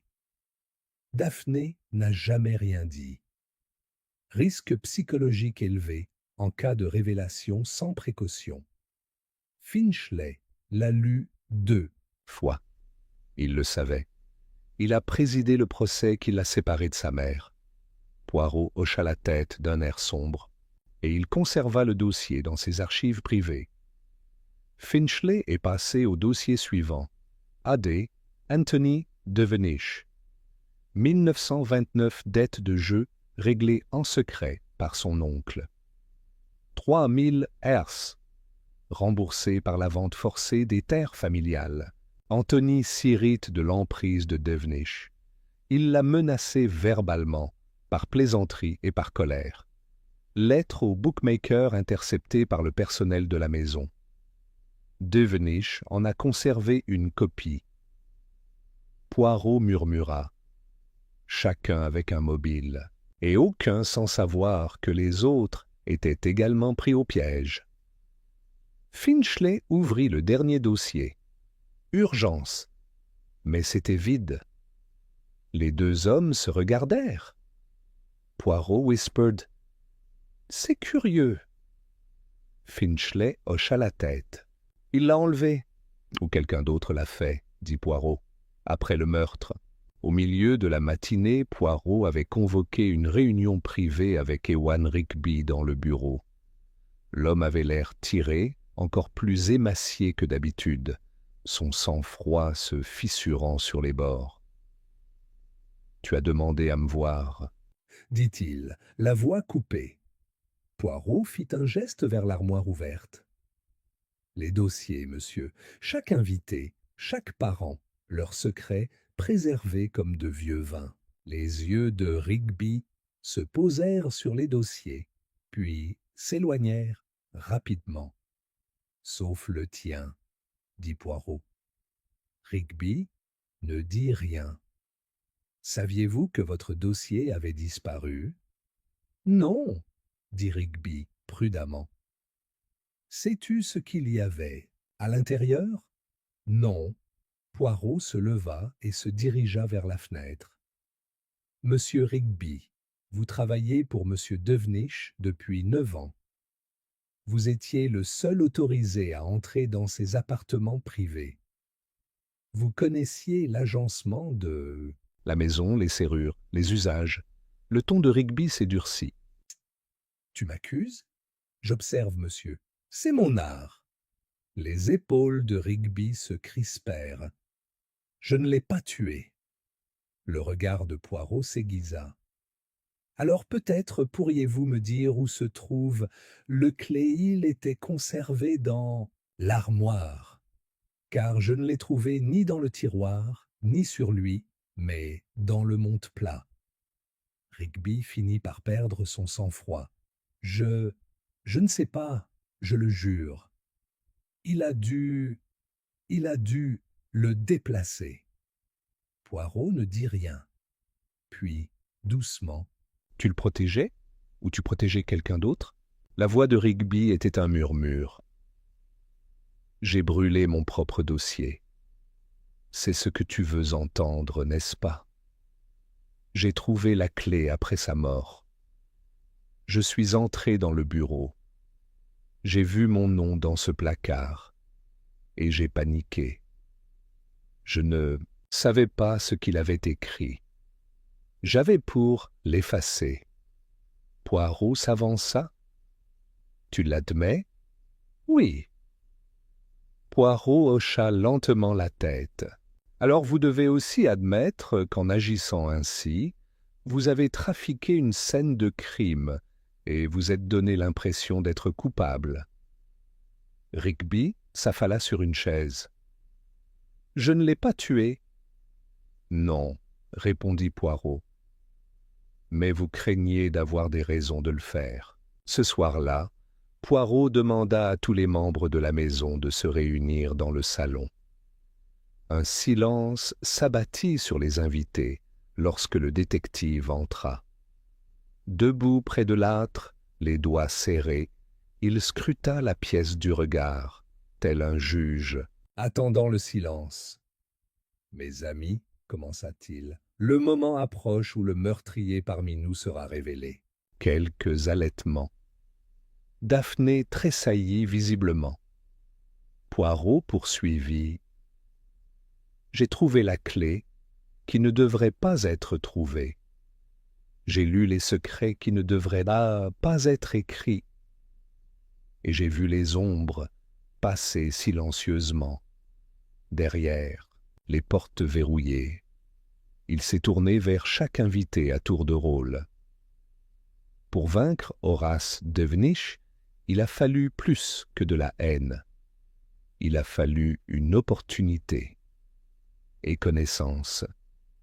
Du loquet cassé de la porte, de ses habitudes, de ses peurs, et de la seule chose qu'il n'a jamais pu protéger, Poirot sortit le dessin de sa poche et le brandit. Hic, son passé. Personne n'a bougé. Les yeux de Poirot brillèrent. « Demain, dit-il, vous vous réunirez tous à nouveau, et la vérité, chaque parcelle murmurée, éclatera au grand jour. » Chapitre 9. Le piège derrière la chaise en osier. Lendemain matin, froid et sans vent, le domaine se préparait à l'inévitable. Le calme de Hunter's Edge avait pris une nouvelle dimension. Non pas le silence du deuil, mais le silence qui précède la révélation. Un silence qui anticipait un nom. Poirot s'habillait avec un soin particulier. Son costume 3 pièces gris était repassé à la perfection, ses chaussures vernies scintillaient comme des miroirs, et sa moustache emblématique était taillée avec une précision quasi militaire. Il avait choisi un mouchoir lavande pâle pour sa poche de poitrine. Un clin d'œil subtil au deuil, mais pas à la reddition. À 10 heures, tous les membres de la maison s'étaient rassemblés dans le salon, convoqués à la demande formelle de Poirot la veille. L'atmosphère était suffocante. Clara était assise près du piano, droite comme un piquet, les doigts crispés sur ses genoux.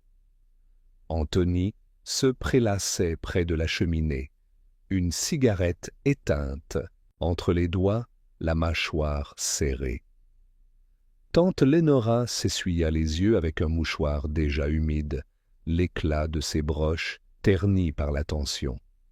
Ewan Rigby se tenait raide près des fenêtres, comme s'il attendait d'être arrêté. Daphné, Veil, avait pris la chaise la plus proche du feu, le regard perdu dans le vide, enveloppé dans un châle pâle. Marius Val restait à ses côtés, une main posée sur le dossier de son siège pour la protéger. Poirot entra le dernier, suivi de l'inspecteur Finchley, un carnet à la main. Il s'arrêta près du foyer, son regard passant d'un visage à l'autre. « Mes amis, dit doucement Poirot, je vous remercie de votre présence. Aujourd'hui, nous dirons la vérité. Pas celle que vous avez répétée. Pas celle qui se cache derrière la loyauté familiale ou la peur. Mais celle qui demeure quand tout le reste s'effondre. Un temps de silence. Commençons donc par une chaise. Tout le monde le regarda d'un air absent. Poirot fit un geste vers la véranda derrière le salon. M. Devenish a été retrouvé assis sur une chaise en osier, parfaitement droit, parfaitement installé. Mais ce n'est pas là qu'il est mort. Une vague de confusion. Poirot poursuivit. Le motif du sang, l'angle de la blessure, l'absence de projection artérielle, tout cela raconte une histoire. La chaise était arrangée. Le tueur l'a placée là, post-mortem. Pourquoi? Pour vendre l'illusion de la sérénité, de la solitude. Mais un meurtre est rarement serein. Il se tourna vers Clara. Mademoiselle Devenish, vous avez été la première à voir le corps, n'est-ce pas? Clara déglutit. Oui, vous avez ouvert la porte de la véranda, celle dont on sait maintenant qu'elle a un loquet intérieur cassé? Oui. Tu n'as rien remarqué d'étrange? Elle hésita. Ça semblait trop calme, parce que le tueur l'a voulu ainsi. Poirot s'avança vers le centre de la pièce. Maintenant, passons à la clé du placard, qui avait disparu du tiroir, près du lit de M. Devenish. Une clé que personne n'a pu retrouver. Il le tenait en l'air. Je l'ai trouvé. Dans la cage du monde plat, descendu là après le meurtre. Haletement, Poirot se tourna vers Ewan Rigby. « Monsieur, vous avez admis avoir trouvé la clé et avoir emporté votre dossier. » Rigby se tenait là, pâle. « Oui, j'ai paniqué. » Poirot hocha la tête. « Cette panique vous a blanchi du meurtre. Parce que lorsque vous avez trouvé M. Devenish, il était déjà assis. Mais la chaise, voyez-vous, n'a été déplacée qu'à Presles.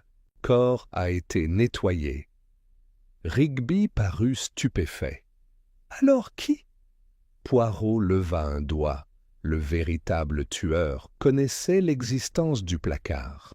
Il savait ce qu'il contenait. Et il savait que si son secret était révélé, cela détruirait non seulement son nom, mais aussi un être cher. Il se tourna maintenant, lentement, délibérément, vers Daphné Vell. Mademoiselle Daphné, dit-il doucement, vous étiez encore somnambule la nuit précédant le meurtre. Elle cligna des yeux, les lèvres légèrement entr'ouvertes. Je ne sais pas.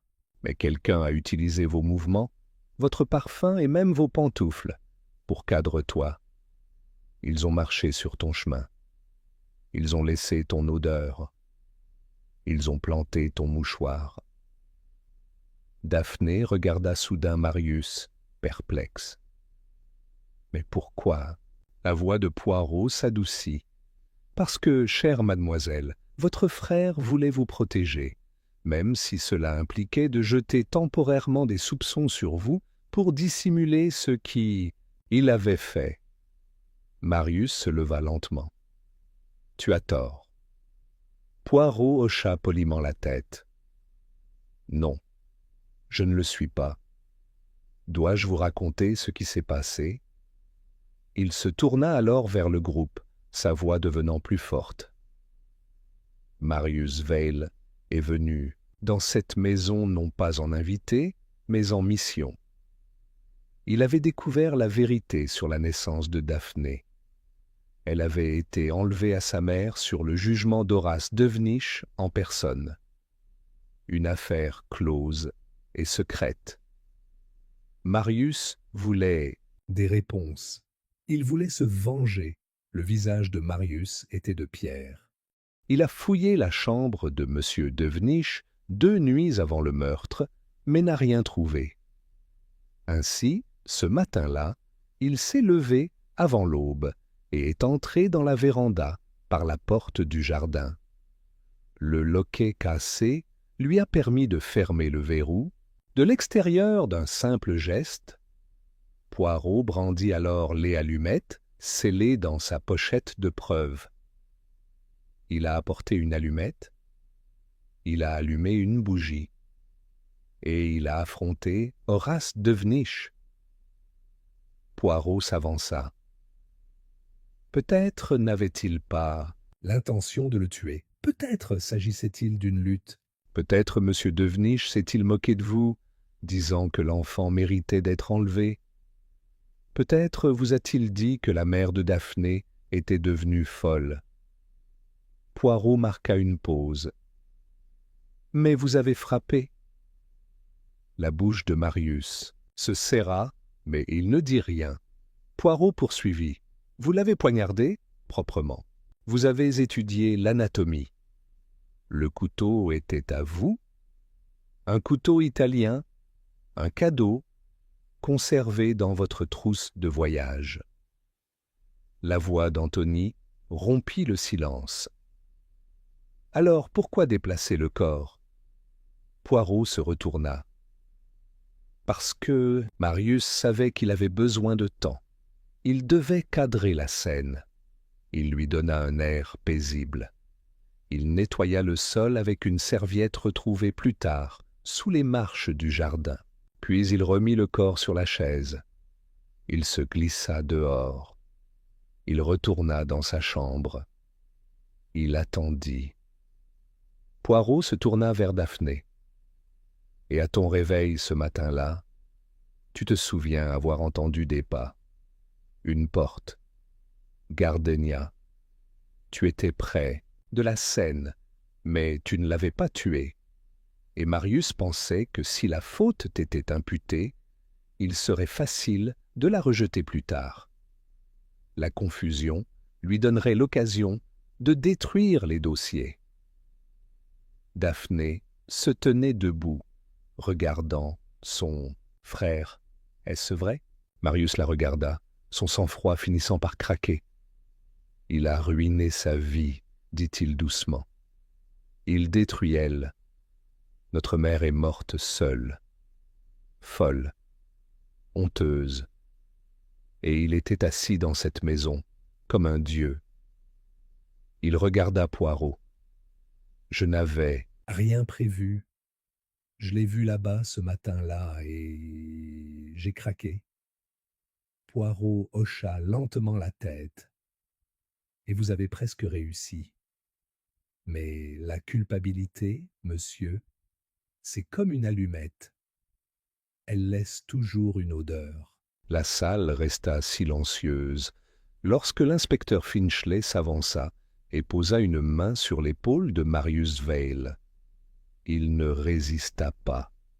Daphné resta assise, stupéfaite, les mains tremblantes, comme si elle essayait de s'accrocher à quelque chose. D'invisible. Poirot se tourna vers les autres. La vérité est une lame, tranchante, douloureuse, mais nécessaire. Monsieur Devenish croyait qu'il fallait recueillir les péchés des autres.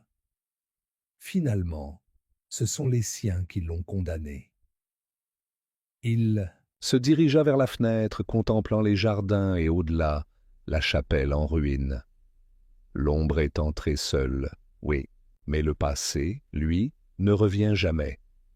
Chapitre 10. La réflexion et l'adieu. Le salon se vida lentement, tel un théâtre après le rideau final. Le public, médusé, silencieux, s'éloigna en silence, sans applaudissements ni salut. Marius Vail n'avait pas prononcé un mot depuis la révélation. Il marchait calmement, presque doucement, aux côtés de l'inspecteur Finchley, tandis qu'on le conduisait hors de Hunter's Edge et dans la voiture de police qui l'attendait. Son expression n'exprimait ni triomphe, ni remords. Au contraire, elle exprimait l'air d'un homme qui avait enfin cessé de fuir quelque chose que lui seul pouvait voir. Daphné ne regarda pas son frère partir. Elle s'était retirée dans le petit salon immédiatement après la confession, son châle serré autour d'elle, malgré le feu brûlant. Lorsque Poirot entra quelques minutes plus tard, elle ne se retourna pas. « Je ne savais pas, » murmura-t-elle, les yeux fixés sur les flammes. Il ne me l'a jamais dit. Poirot ferma doucement la porte derrière lui. « Peut-être croyait-il qu'il vous protégeait, dit-il. Elle regarda par-dessus son épaule, l'air impassible. En assassinant un homme. Poirot ne répondit pas immédiatement. Il s'approcha de la fenêtre et regarda dehors. La pelouse était à nouveau argentée de givre et l'étang, au loin, était bordé de glace. « Mademoiselle, dit-il doucement, votre frère était un homme à double esprit. L'un était à moitié rempli de fureur vertueuse, l'autre d'un poids d'amour. » Elle se tourna lentement pour lui faire face. Pensait-il vraiment que me piéger me ferait du mal, Ed? Je ne crois pas qu'il ait voulu vous blâmer, dit Poirot. Il voulait seulement semer la confusion. Retarder, démanteler une scène sur laquelle M. Devenish était resté bien trop longtemps. Daphné cligna lentement des yeux. « Savais-tu que je dormais sous la fenêtre de la chapelle quand j'étais petite? » Je pensais que les ombres étaient des fantômes. J'en avais peur. Poirot pencha la tête. « Vous craigniez votre passé, mademoiselle. Mais ce n'était jamais la faute de l'ombre. » Elle esquissa un mince sourire. « Je crois que je vais rentrer à la maison, dans un endroit plus petit. » Poirot inclina la tête. Parfois, il faut quitter la scène pour se retrouver. Dans les heures qui ont suivi, la maison de Hunter's Edge s'est dégonflée. Anthony Devenish partit le premier, jetant sa valise à moitié pleine dans le coffre de sa voiture avec un grognement disgracieux.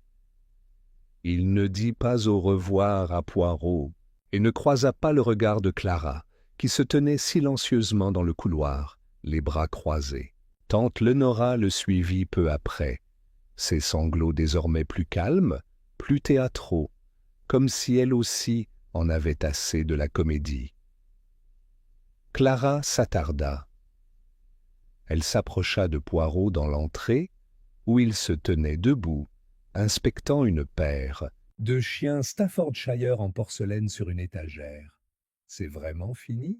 demanda-t-elle. Poirot la regarda. L'affaire, oui. Les conséquences, jamais. Elle hocha la tête. Il m'a tout laissé, tu sais. Oncle Horace. La maison, le terrain, les comptes de succession. Poirot haussa un sourcil. Un héritage? Généreux. Cruellement cruel, répondit-elle. Je n'en veux pas. Je n'en ai jamais voulu. Alors donne-le. Clara avait l'air surprise.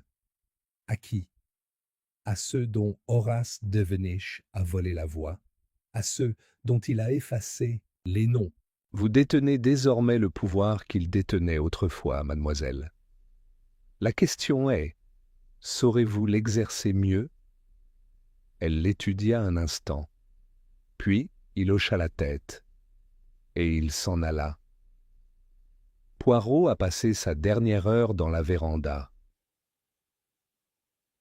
La pièce avait été nettoyée à nouveau, le fauteuil en osier entièrement retiré.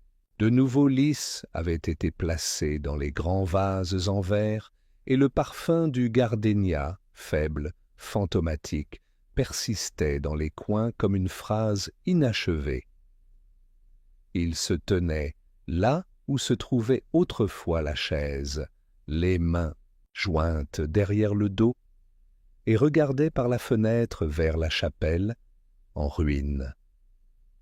Tant de choses avaient commencé là-bas. Une mère avait perdu son enfant. Un jugement avait été rendu. Un homme avait scellé un destin derrière du velours. Et de l'encre. Et un frère, des années plus tard, était revenu pour déchirer le cercueil de la vérité, non pas avec la raison, mais avec une lame. Poirot n'a pas excusé le meurtre. Il ne le ferait jamais. Mais il l'a compris. À la base, le meurtre n'a jamais été une question de mort, mais de désespoir. Et peu de choses étaient plus désespérées que le désir de réparer un tort enfoui dans le silence. Il se tourna pour partir et s'arrêta. Sur le rebord de la fenêtre, à côté d'une petite orchidée en pot, se trouvait quelque chose d'inattendu. Une nouvelle enveloppe. Il ne portait pas de nom. Il l'ouvrit lentement. À l'intérieur se trouvait une lettre pliée et une seule photographie. La photo était vieille, délavée. Une femme coiffée d'un chapeau à large bord, debout devant un palais de justice, un bébé dans les bras. Elle souriait, mais ses yeux étaient éteints. Au dos d'une écriture manuscrite, on pouvait lire « Eugénie, Paris, 1928 ». Elle méritait mieux. La lettre, écrite à la main dans une écriture forte et inclinée, n'était pas signée. Monsieur Poirot, vous en aurez sans doute déduit que j'ai trouvé la photographie parmi les affaires d'Horace, il y a longtemps. Je l'ai conservée. Non pas parce que je croyais pouvoir défaire ce qui avait été fait, mais parce que je voulais me souvenir de son visage, le visage de ma mère. Maintenant que la tempête est passée, je souhaite prendre un nouveau départ. Mais je souhaite aussi me souvenir. Tu as dit que la vérité est une lame. Peut-être. Mais elle peut aussi être une lumière. Merci de me les avoir montrés tous les deux. Poirot plia le billet et le glissa dans la poche de son manteau. Dehors, le vent bruissait doucement à travers le lierre, tandis que le taxi le conduisait sur le chemin de gravier. Poirot se retourna pour regarder la maison. Hunter's Edge se dressait fièrement sur le ciel hivernal, fier, blessé, mais ne se cachant plus. Il murmura pour lui-même. Même les plus grandes maisons ne peuvent pas garder des secrets éternellement. Finchley, assis à côté de lui, rit doucement. « Tu dis ça comme si tu étais désolé, Poirot. Je ne regrette rien, mon ami. Je suis juste songeur. » Et l'affaire? Satisfaisant? Poirot haussa légèrement les épaules. Satisfaisant? Peut-être. Mais la justice, réelle, la justice ne porte pas toujours la robe. Parfois, elle porte le silence, il a ajusté ses menottes. Et parfois, un peu de gardénia.